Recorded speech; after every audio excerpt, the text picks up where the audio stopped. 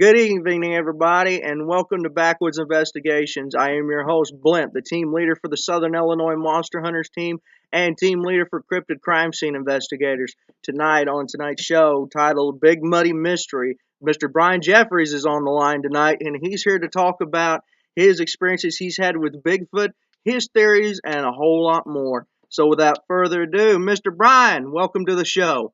Hey, thanks, Zach. Honored to be here, bud. Appreciate you having me on. Well, I appreciate you being on, buddy.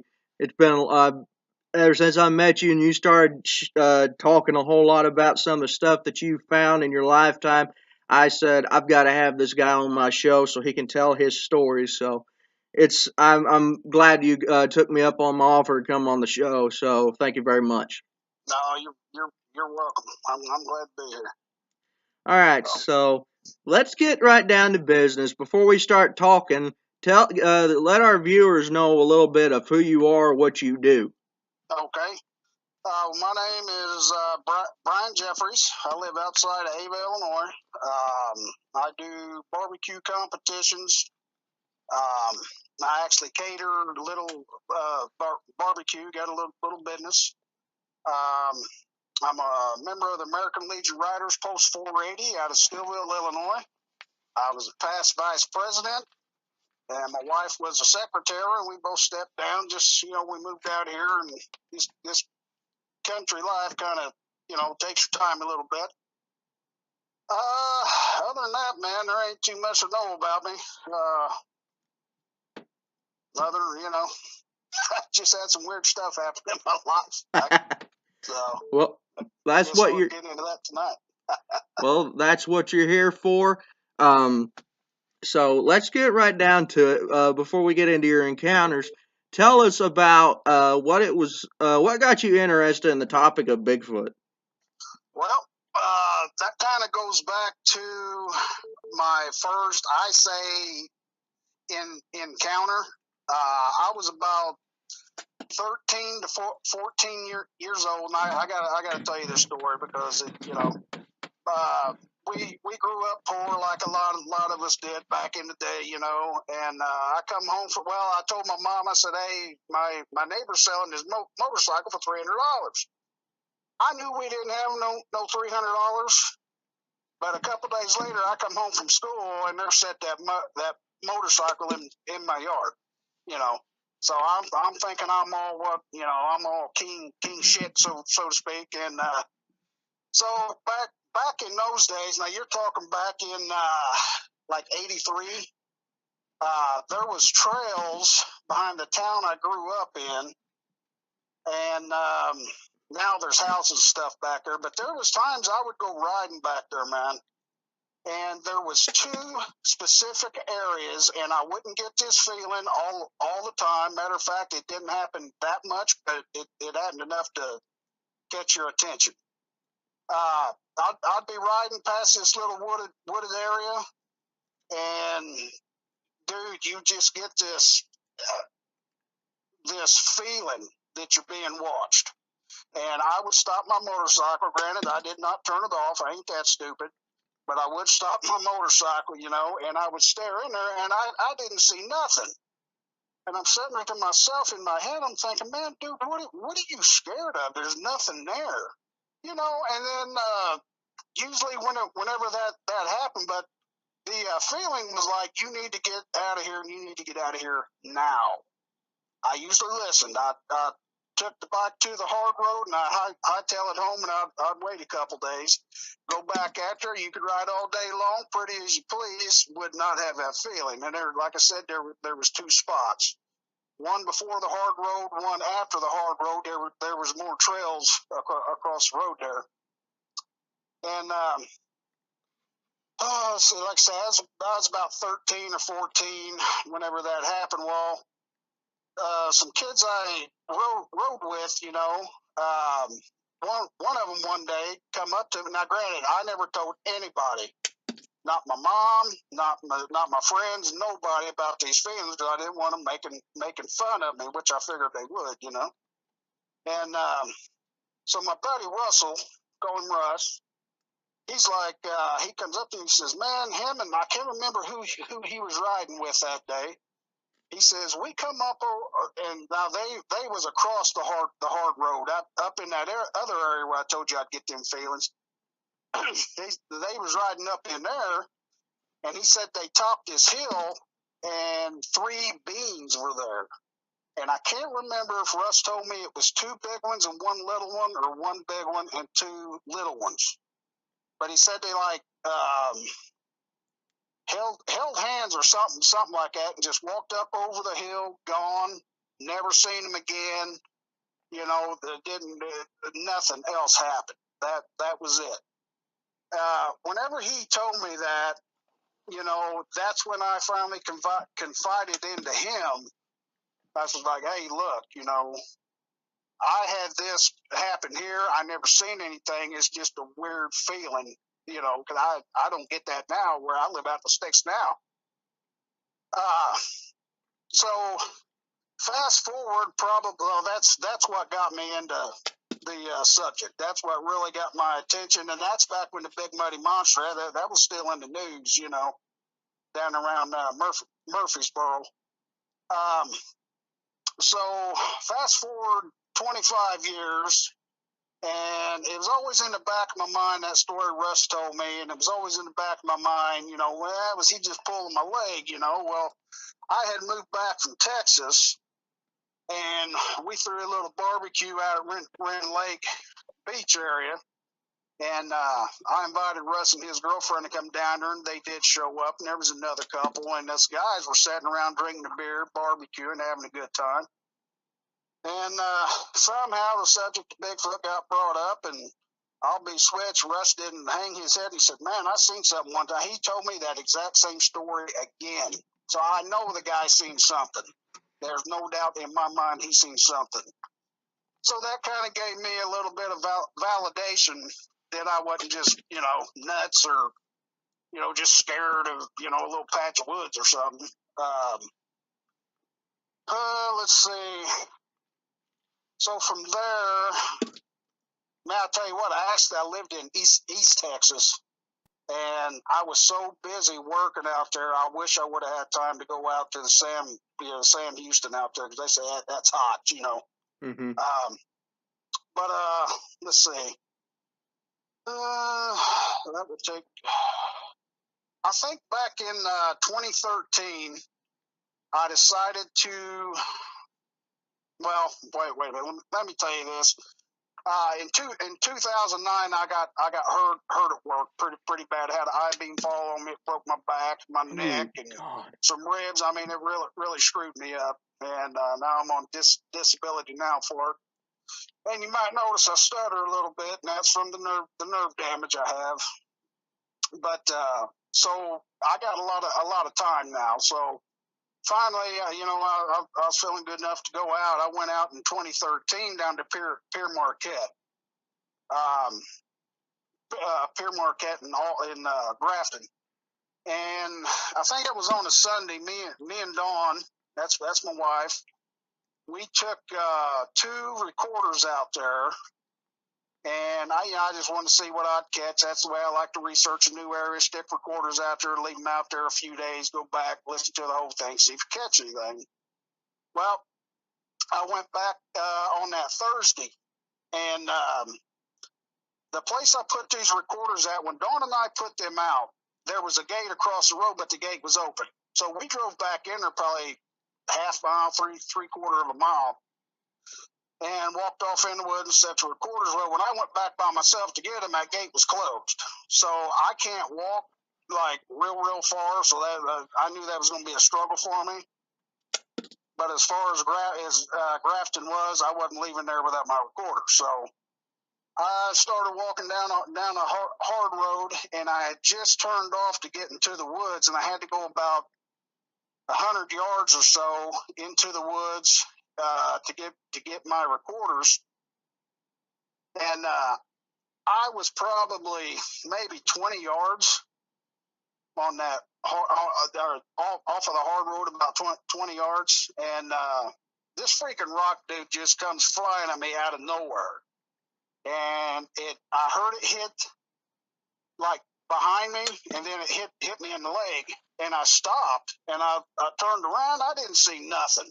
I mean, nothing. And I'm sitting there going, oh, shit, you know. I sat there by myself, man. It was getting dusk, and I knew I had to walk back the exact same way I came. It was the only way out.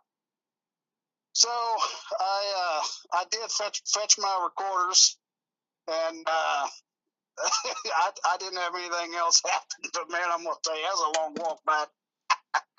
I didn't know what was going to happen. But then I got to met a buddy of mine. He lives out in Northern California. His name's Ben. And if you go to YouTube and type in, I think it's Bigfoot screams longest in the world or something like that. That's Ben. Him and his wife had broke down up in the Sierras, and they was towing their boat, so they couldn't leave it for somebody to steal it. And he caught all these screams, and I know some people are like, well, that's this, that's that. Let me tell you something. I've heard that in real life. You hear that in real life, you'll change your damn mind what that is. Nothing has that lung capacity. I'm telling you, that is powerful. You can hear them suckers coming off the canyon just, like, holy shit, man. Anyway, when he posted that video, we happened to be in the same Bigfoot group, and we're both bikers. So we kind of got to know one another like that, and we actually became pretty good friends.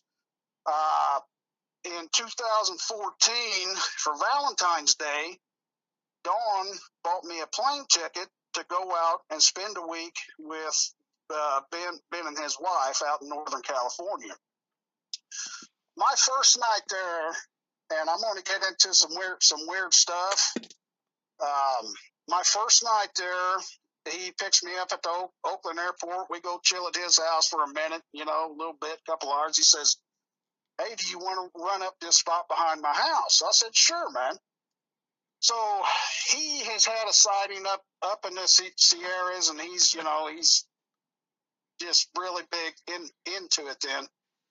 And we went up to this spot, and it's up in the mountains.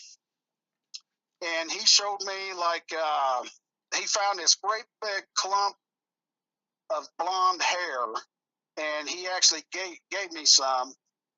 And I looked at it under an electric microscope, and I've got this picture that shows like different types of hair, and some of it is supposed Sasquatch hair.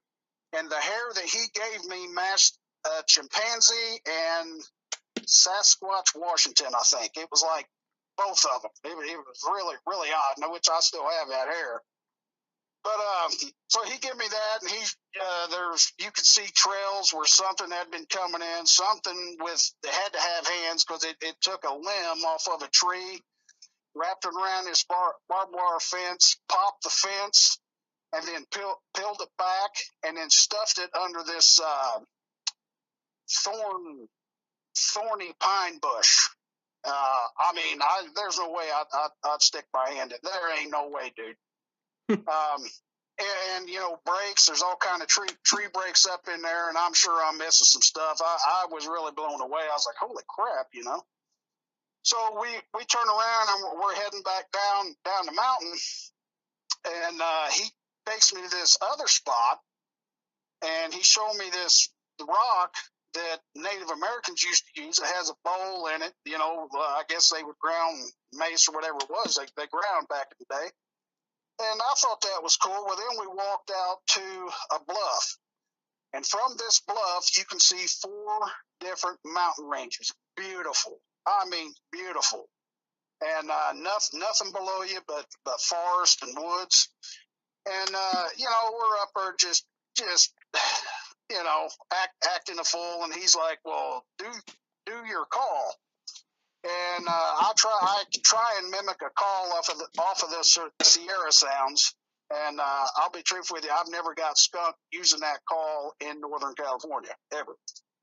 So that's actually pretty cool. Here, I have. I don't get too much response here. But we're standing on top of that bluff, and I did my call, and the next thing you know, man, these 3 three. It was either 3 or 4 dogs start barking. It sounded like big ass German shepherds. And I'm like, oh, okay, we got some dogs. Well, they kept going, kept going, kept going. And I'm like, man, are you sure they're dogs? Because we never did see them. And I actually have all this on an audio recorder had strapped to my arm. And he's like, well, I'm gonna do your call again. So I did it again, and man, I mean, they just lit up again, just you know. And finally, this one starts barking, and he takes off. Like you can hear the bark going farther and farther away from us. And then he like does his circle, and now you hear the bark getting closer and closer to us. Well, what they was doing, or whatever it was, what it was doing, as it was doing that, kind of drawing our attention to it making noise. One of them got extremely close to us. I mean, extremely close. Next thing we know, we just hear this, you know, like that. And man, I mean, we both got a little, what the crap was that, you know? Again, man, didn't see a damn thing. Now, I've had dogs all my life, and I ain't saying 100% of the time, but most of the time, if a dog barks at you, he shows himself, man. He comes out there a little bit. I don't know, man. To me, that was strange. So after whatever that was got fairly close to us, we couldn't see it. We decided, man, we probably need to get on back down the mountain. And we stopped at this other spot, and it was getting dark now. And now I'm going to get into some weird stuff that some of the shows are finally starting to talk about. We've seen these, dude. I don't know if you want to call them lights. I don't know if you want to call them orbs. I don't know what they are. I'm not going to, act like I do, because I have no idea what they are. But they move. They change colors. I don't know, man. They'll come towards you. They'll go away from you. We sat there and watched this for probably 20, 30 minutes, and just like, what in the world is that, And we, after the fact, we did look on Google Earth, and there's nothing back there, nothing but woods. Finally, behind us was this high-pitched squeal, I guess you'd call it. I really don't know how to explain what it was, man. It was something really, really odd. And about that time, Ben's like, yeah, we probably need to go. By that time, it was dark. So, we went back to his house, thought it was cool and all that, talked about it, and ended up renting motorcycles and rode up in the mountains and rode along the coast. Well, then we decided to go up into the Sierras to do some squatching. Now, he took me to the spot where he had his sighting. He seen two of them. It was like a mama and a little one. And let's see here. Okay, from I think we had some wood knocks there where he actually had a sighting. I didn't see much there, but he took me up the road. And when I say this is right off the road, right off the highway in the Sierras, I'm talking about you pull off onto like the shoulder, but it's a big shoulder. It's a big gravel area where you pull your truck. And that is, if you look directly across the street, those orbs or lights, whatever they are, they go up trees, they go down trees, they move right to left, left to right, they change colors. They're there all the time. I've been up there myself 2 or 3 different times, and I've seen them lights every time. I don't know what they are, so I'm trying to think of what else we did while we was up there. Oh, then we decided to go back to the Sierras on another night, and 4 of us went up there. We went down this logging road, and actually it was kind of where he had his sighting, but I don't know that it was the exact spot. And we could hear them coming down off the canyon doing their loud roars, but they was a ways out, probably a mile out, I'd say, but it's still really, really loud. Well, we didn't have a real close interaction, so we built a fire, and we're just talking and having a good time, and we decided to leave a recorder set there by the fire, and we're going to go to another spot real quick, and it's probably about 11 o'clock at night now. And so I left my recorder there, and I still got this recorder strapped to my arm. I always have a recorder strapped to my arm when I go out. We get up to this other spot, and this, okay, where I told you pull off the side of the road on the shoulder in that gravel area. This is exactly where we was at. As soon as we get out, two of the guys who have been up there before said, "What's that light? You know, did they put a street light up here?" And Ben's like, "Nah, I ain't putting no street light up here." And it was a whitish blue light, and it was right next to a tree, and it did not move for probably 30 minutes. I mean, nothing. Two of the guys, Ben and another guy, which I won't name his name. He's supposed to be on these documentaries and stuff, so I ain't gonna say his name. He was arguing that it was a light, and of course, Ben's like, "No, it's not." Well, the other guy gets ticked off. He takes off walking down this gravel road, and I'm thinking that's what triggered this thing to move. Whenever he walked off down that road, this thing stepped out from a tree. The one light is now two, and I'm gonna go ahead and say it. This thing's eyes were glowing on their own, self-illuminescence. I know that shit sounds crazy, and had I not seen it, I wouldn't believe it. As soon as it stepped out from the tree, and it was probably, I'm gonna guess about 8 to 8.5 foot tall. The eyes were. This thing went straight to the ground, like about a foot off the ground, and then it just popped straight back up. But it was so fluid, so smooth, and so fast. I don't even think I can describe compare it to anything. And then it starts. Let's see, from my perspective, it started on my left, so it started coming towards us at a left to right basis. It went right to a tree, and it hid behind this tree. Then we seen it go left behind a tree, then right, then left, then right again. And it probably got about maybe 25 yards from us, maybe. And it was just gone. Later, we found out there's a game trail there. And I think what this thing did was it hit that game trail and was just gone.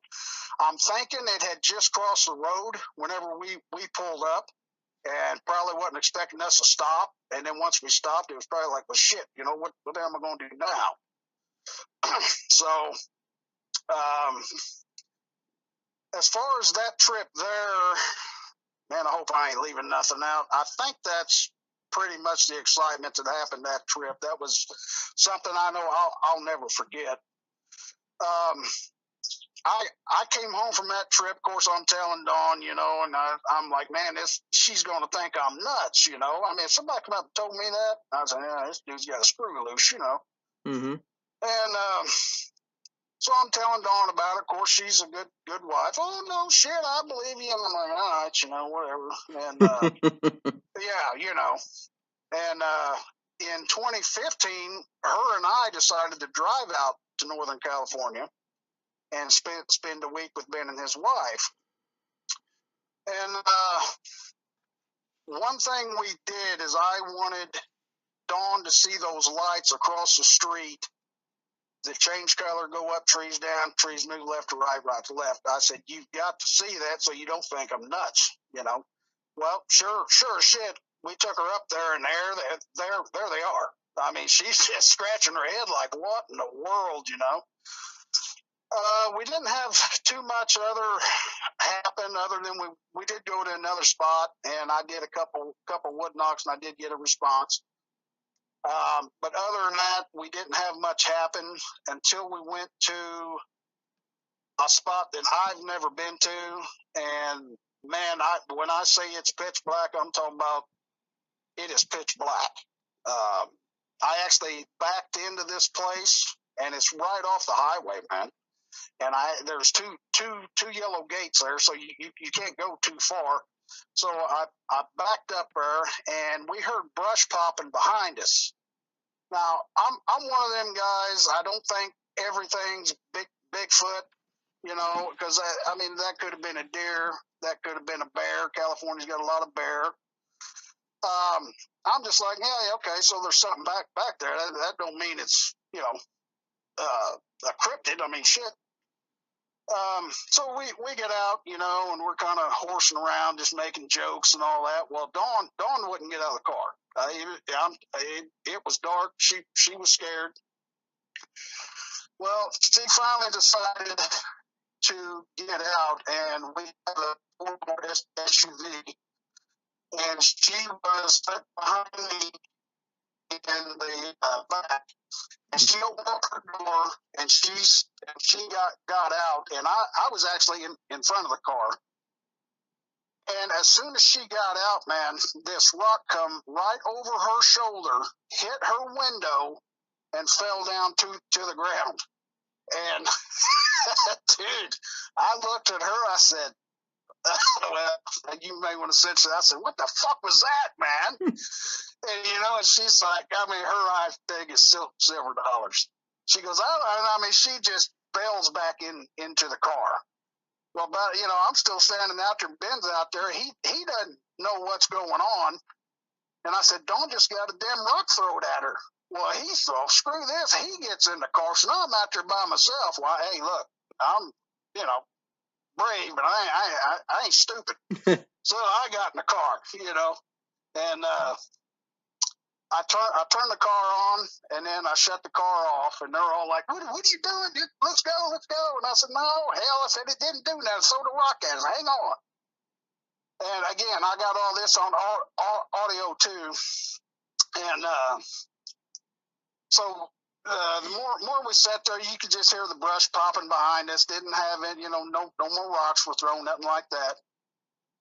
So I did my call, and off in the distance, now I'm talking about way off in the distance, you can hear one calling back, man. It's beautiful. And he does it 3 or 4 times, just, just loud. And you're like, oh, dude, that is so awesome. So I think after that, we pretty much came home, we went back to his house, and that was about all the squatching we did there. I'm trying to think. I think that was after that. We're now back in Illinois. I'll get into some Illinois stuff now. We went out to the Johnson Creek area down on Lake Kincaid Beach area, but way the crap back in there where you can camp and all that, And it was me, Dawn, and another couple, which I won't say their name. They're local, and he owns a business and stuff. So we was out there, and we set out recorders. Well, when we went out there, it wasn't dark. By the time we decided where we want to set those recorders and got back to the car, it was now dark. And the girls were scared, they didn't want to be out there after dark. And I was like, well, man, let's just see, let's see what's up. Well, we're in front of the car about 5 minutes maybe, and I see this single ball of light coming through the woods. Now, my buddy grew up in Ava, and I asked him, I said, hey, is there any kind of street lights or anything down? He said, no. He said, there shouldn't be a light down there. So we're just sitting here watching it, and then it started moving. It was moving right to left, and I didn't say a word because I didn't want to put that in anybody's head just in case I was seeing shit. And my buddy looks at me and says, is that thing moving? And I was like, oh, thank you, Lord. Yes, somebody else sees it moving, And I was like, hell yeah, that thing's moving. Of course, then the girls, they got they got scared, and my buddy got, and I was like, I ain't saying that here by myself. Now, you forget that. So I got in, and it was moving right to left, but it was coming towards us at the same time, if that makes any sense. So, yeah, we pretty much left there. I've been out there a few other times and haven't had much happen. I've set recorders out, haven't had anything. A bait station, didn't get much. So then in 2017, March of 2017, Dawn and I bought the place that we live in now. We got 15 acres and nothing but woods. There's nothing but woods around us. There is some farmland, but the majority of it's woods. And in a roundabout way, it backs up to the Shawnee National Forest. When we first moved in, one of the neighbors stopped by us outside, and they introduced herself, and we're talking, and they're like, "Yeah, the previous owner there, he had cameras up, man. I don't. He swore there was somebody coming on his property." And he never can catch them, so he puts these cameras up, and he puts them in different areas, and he never can get a picture of them. I said, well, that's kind of odd. Of course, my mind went, somewhere else, but I was like, whatever. Well, then they said that my other neighbor did the exact same thing. He swears up and down people coming on his property. He don't see them. I don't know if stuff's getting messed with or what, but he don't see them. But he knows somebody's coming on his property, and he can never get a picture of them. So I'm like, well, shit, that could be that, or it may not be that. I don't know. So then the lady up on the corner, she's probably maybe right at a mile from me. She's up on the corner. She's about 70. Got her dad living with her. She takes care of him. He's about like 95. Well, she always had her car sitting outside, and I would notice when we come down the road, whenever we pass her house, come to our house, that her car wasn't sitting there for a while. And she has a lot of cats, and I thought, well, man, I hope something bad didn't happen. So I went down to the Rural King, got a big old sack of cat food, and I'm like, well, I'm gonna take care of her cats for her. Now, granted, I've never met this lady before in my life. But I'm gonna take care of her cats because I didn't know what happened. Well, that was on a Friday. Well, that Saturday morning, I put the sack of cat food on the four-wheeler, fired it up, headed on down the house, was going to feed her. Well, she just happened to be there. And I introduced myself, and we got to talking. Come to find out, I went to school with her son and daughter. And she's, we're just talking. They asked me how I like living out here and all that. And she says, well, have you seen our Peeping Tom? And I just, I said, Peeping Tom? What are you talking about? Oh, yeah, she says, shit. Now, granted, this lady's 70. So why she would tell me a story is, would be beyond me. So I don't think she's lying. But she's like, yeah, she said that. We got Peeping Tom out here. I've seen him a few times. Summer gun's always in black, she says. Every time I see him, head to toe in black. I said, really? She says, yeah. She said it's been going on for a long time, too, because she'd been living out here 40 years. And she said it was going on before then because she knows some people who lived out in this area. I said, okay. And I didn't say anything. I just, okay, And one thing she said was, I seen him or it like that, and I went, oh, okay, so she might be thinking on a little different line, And she told me she seen him one time up on Simpson Road, about midnight, I think she said it was, midnight 1, something like that in the morning. She said the only way she seen him was her lights was on bright, and he was dressed head to toe, but there was some white on his face. And she said that's the only way she even seen him. I was like, wow, okay. So now I'm really thinking, you know what, this ain't a Peeping Tom, because I mean she even said, she's like, Well, unless the dad was the peeping Tom and he died, and then the son took over. She goes, that's the only thing I can figure out. And I'm just like, that don't even make sense. You know what I mean? So, yeah. So I'm kind of, got what my first neighbor told me about, thinking there's people on the property, and I got the lady up on the corner telling me that. Well, so now I'm thinking, well, there might be something here. Back in October, I guess it was, we was cooking for a benefit for some folks in Cutler, and I was putting the pork butts on. It was probably about 11 o'clock at night, I guess. Dawn and I they were right in front of the garage out here, rubbing the butts down, getting the cooker up to temp, and we had the butts all rubbed, and the cooker still had about 10 degrees to go. So we're just sitting out there talking, mind our own business. And something walked across my driveway. And Dawn and I looked at one another. I said, did you hear that? And of course, her eyes are huge. I'm sure mine were too. She's like, yeah, I heard that. So I pulled out my pistol. I'm thinking it's somebody, and they ain't got no business, especially down here. There's only 3 houses down this road. I know it wasn't my neighbors.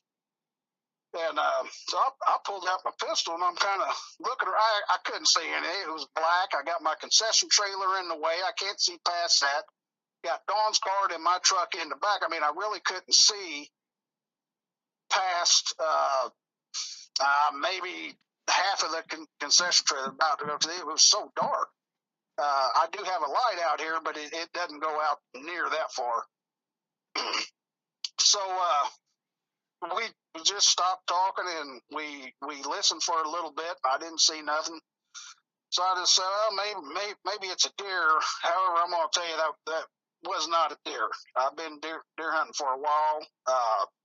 If you're lucky enough to hear a deer walk, that is not a deer, I'm telling you.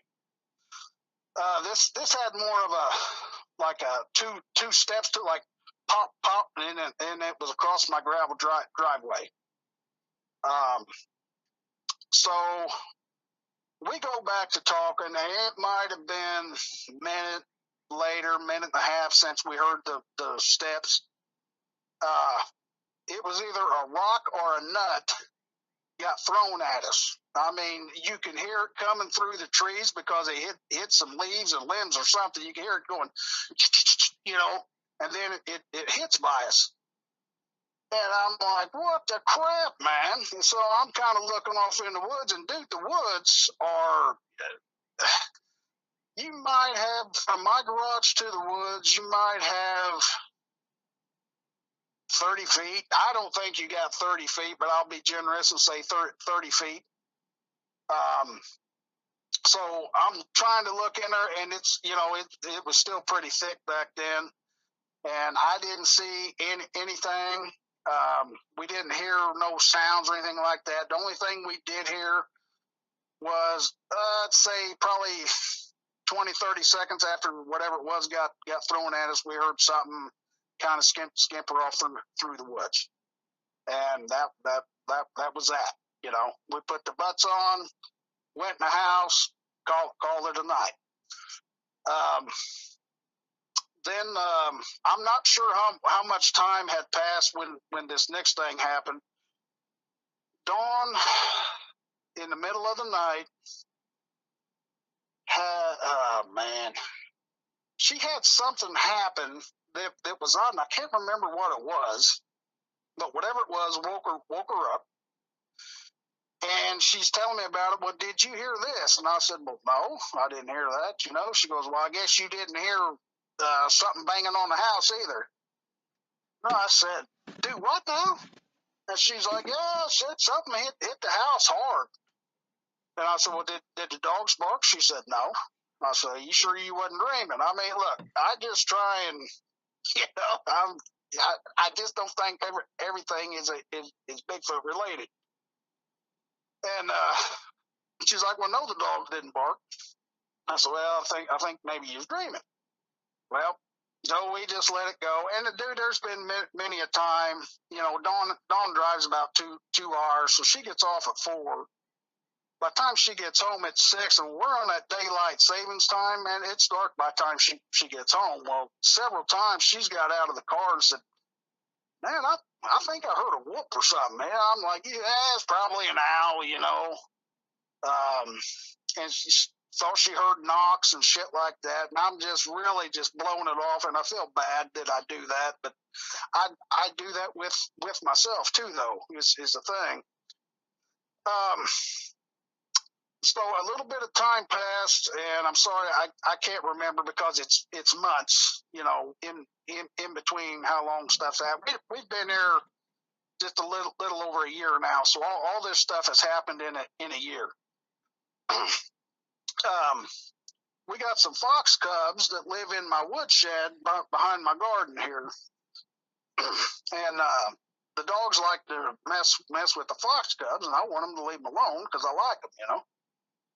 And so I got Eva in. That's our female American bulldog. Well, we also got a 2-year-old boxer named Charlie, and Charlie was still out there messing with these fox, and he wouldn't listen. He wouldn't come in. So from my back door here, I got a deck, and then you might have 20 feet, and then the wood line starts.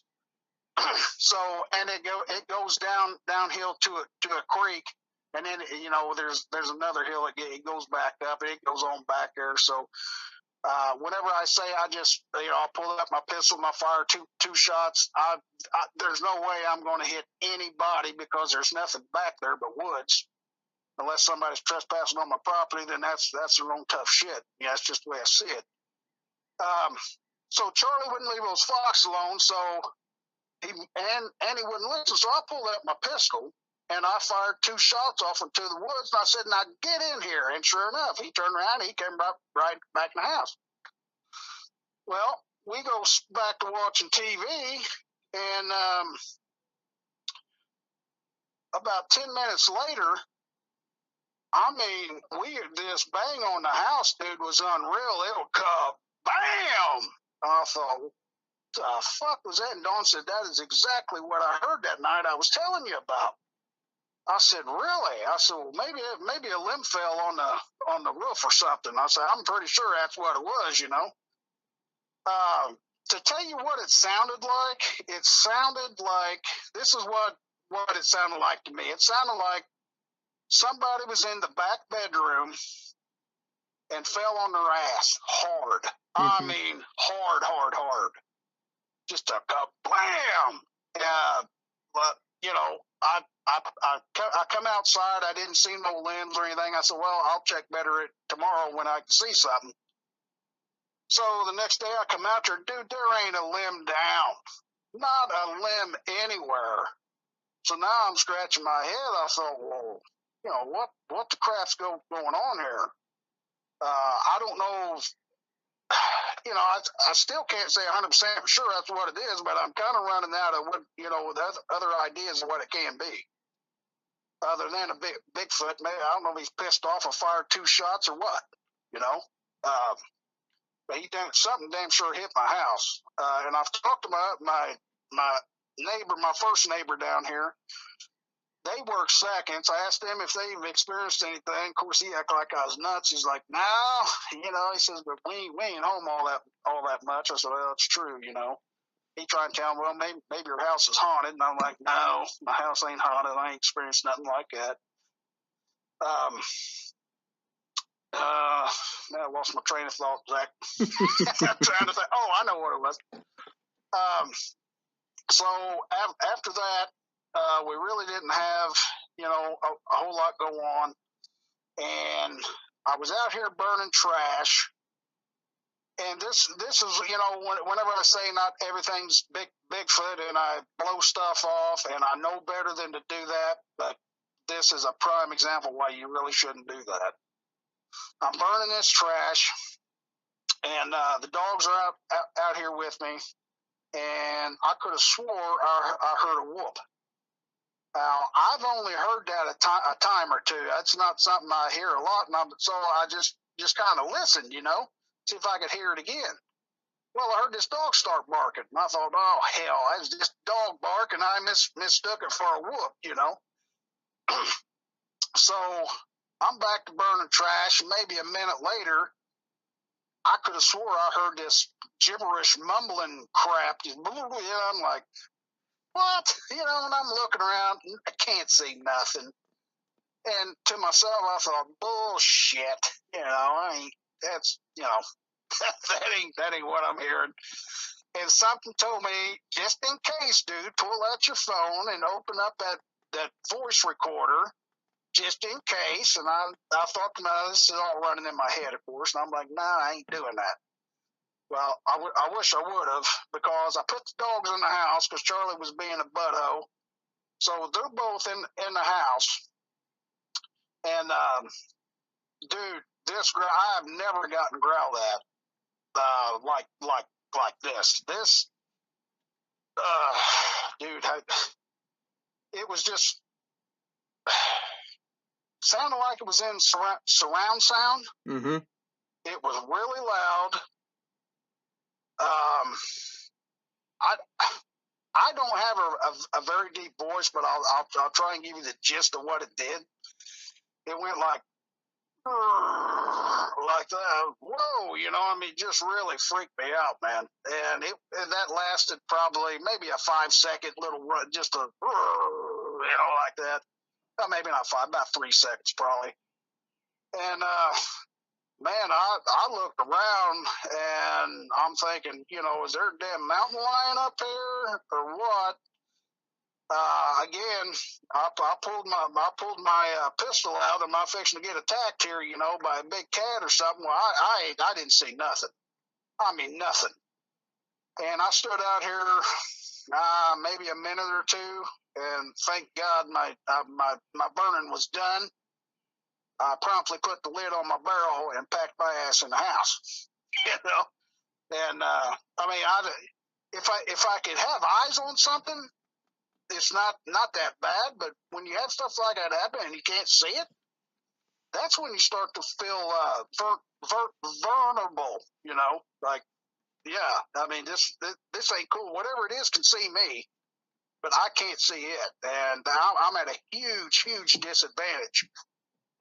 And again, this was damn near dark whenever this happened.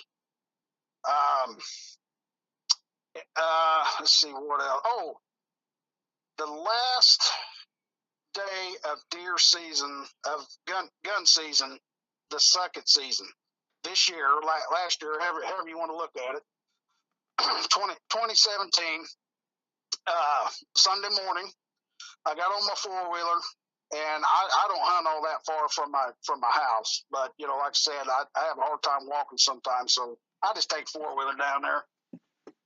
I shut my 4-wheeler off, and I literally no more than stepped off of my 4-wheeler, and I heard this whistle, and it was a attention getting whistle. It was just like, you know, just a quick like that. Well, I know Tim hunts my neighbor's property. He helped me track a buck on opening day. So I heard this whistle, and I'm like, oh well, hell, that's just Tim letting me know he's in his stand. We're good. I go on to my stand. I'm hunting. Here comes a buck, you know, and I'm like, you know what? I knew Tim hadn't killed yet. I said, well, I'm gonna let Tim have that buck because he helped me track that buck that I shot earlier. And I mean, he's heading right for a stand. This buck's heading right for Tim's stand. I'm waiting. I never did hear a shot. Well, I got on my phone and I texted on. I said, I think old Tim's in the stand sleeping, man. I said, a buck walked right up to his stand. I said, he didn't shoot it. I said, I think he's sleeping.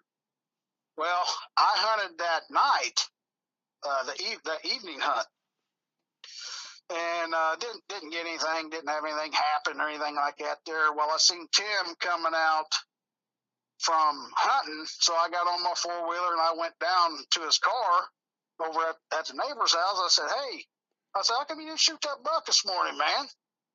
he gave me a funny look. He said, I didn't hunt this morning. I said, you're shitting me. He said, nah. He said, I partied too much Saturday. He said, I didn't feel like hunting this morning. I slept in. I was like, well, I said, dude, you're kind of confusing me here. I said, because something whistled at me. I said, I thought it was you. Let me know you was after. He said, no, Brian, it wasn't me. I said, okay. Then he says, did you hunt Saturday evening?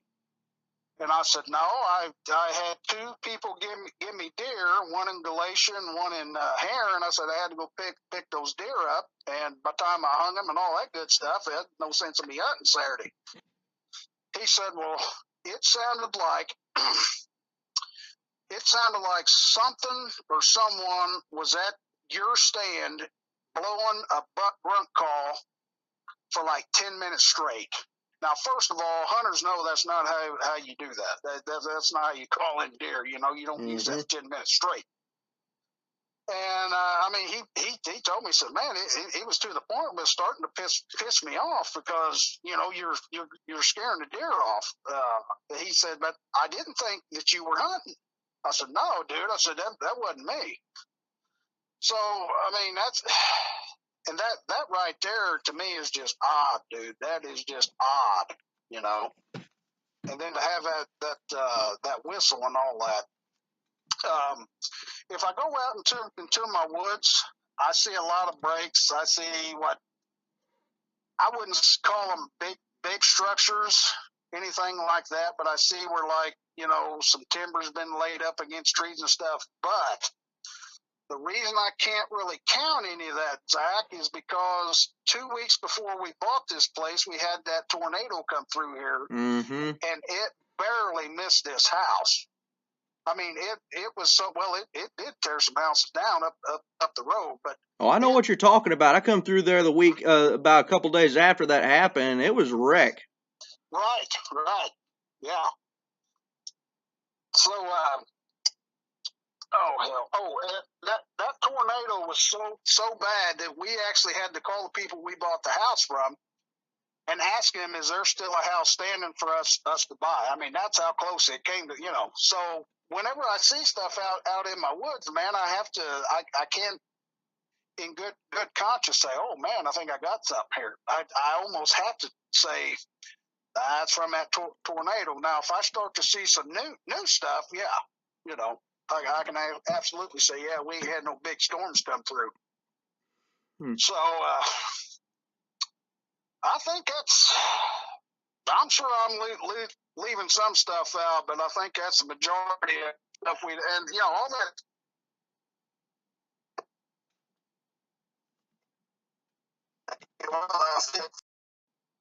Go.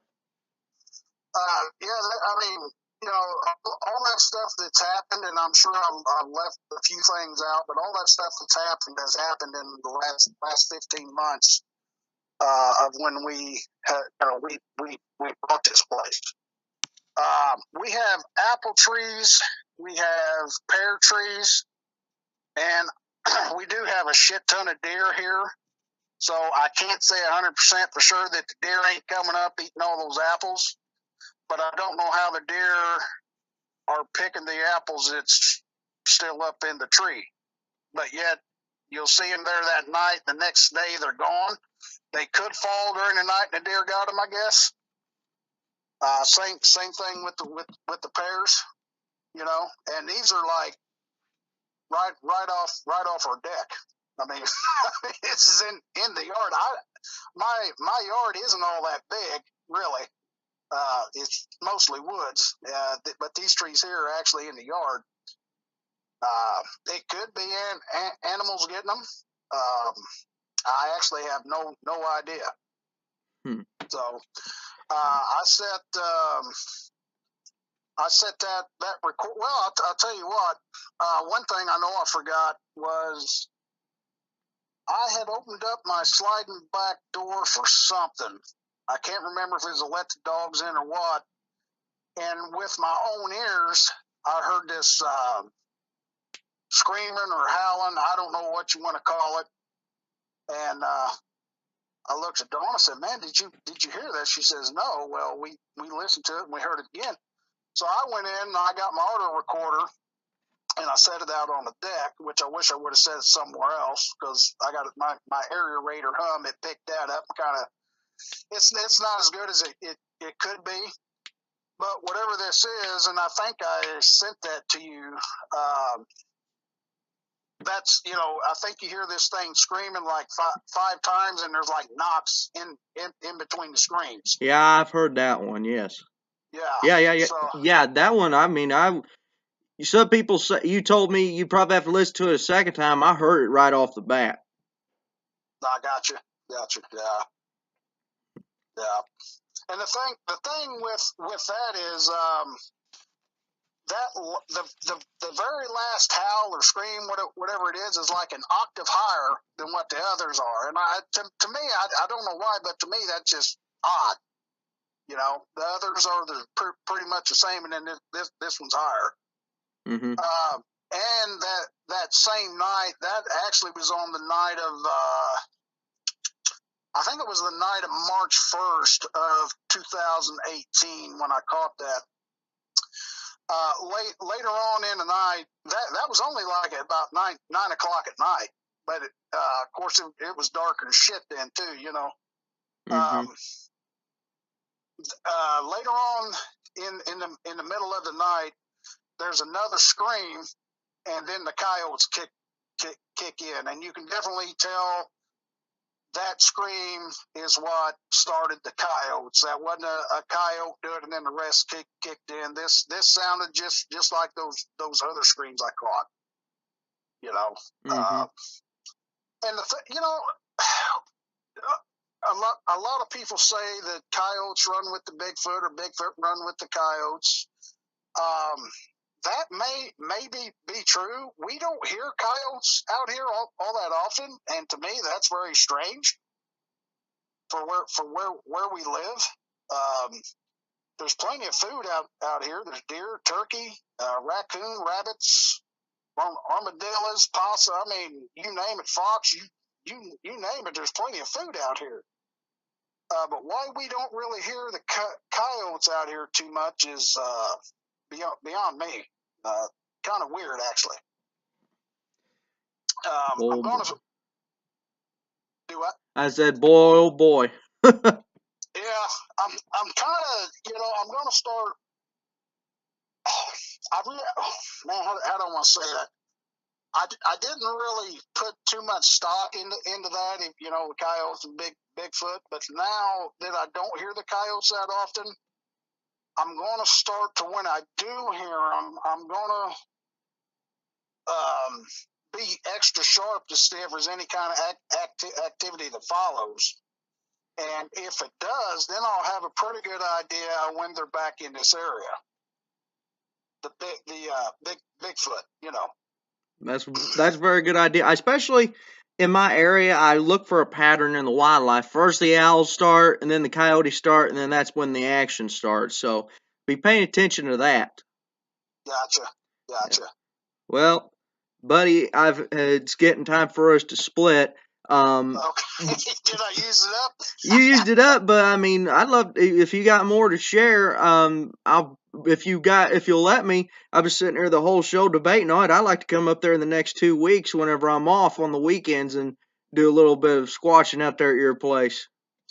Yeah, we can go back in there. I got a couple four wheelers. We can go back in there now. I haven't had much activity since the first of March. I'll tell you that. So but yeah, man, if you want to come out, we can go back there and see what we can see. Okay. May accidentally get lucky. Who knows? Well, after we get done here, I'll go and stay on the line after we get off here, and I'll talk it over with you. Okay, hang on. I got one more thing to add, and I actually sent you the pictures of this. I told you that the fox stay in my woodshed. Well, something has peeled the roof open on my woodshed. Yeah, I remember you showing us that. Yeah, it's like it's peeled right, and there's another piece that's peeled left. And first I was going to chalk that up to wind, dude, but that's not wind. That is not wind. No, you showed me those pictures. It looked like someone took and hit it with a can opener. Yeah. So I mean, yeah. I'll just leave it at that. I don't know what done it. I didn't see it, but I got a pretty damn good idea. I mean, that roof is probably at least 8 to 9 foot tall. So I don't know what else could do that. Beats me. Yeah, right. It takes something strong to take either a strong wind or something with ungodly upper body strength to pull that back. And I'd seen the roof. Yeah. Well, yeah. So.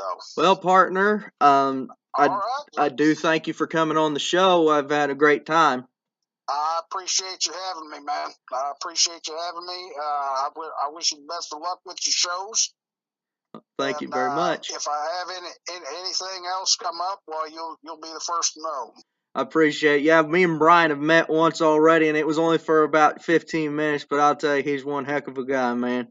I appreciate that, man. I appreciate that. Well, I tell you, I'll be up there here in the next couple weeks, and we'll work something out, and be sure to have some of that barbecue ready for me. There you go. Yeah. All right, buddy. Well, you have a good evening, and I'll talk to you soon. Okay, Zach. You take care, man. Yep. Bye. Bye. And that does it, everybody, for another episode of Backwoods Investigations. I'd like to thank everybody for tuning in tonight. Be sure to like and subscribe, and let me know when you subscribe. Let me comment on the video that you subscribed on. Turn the notification bell on so that way you know what's going on.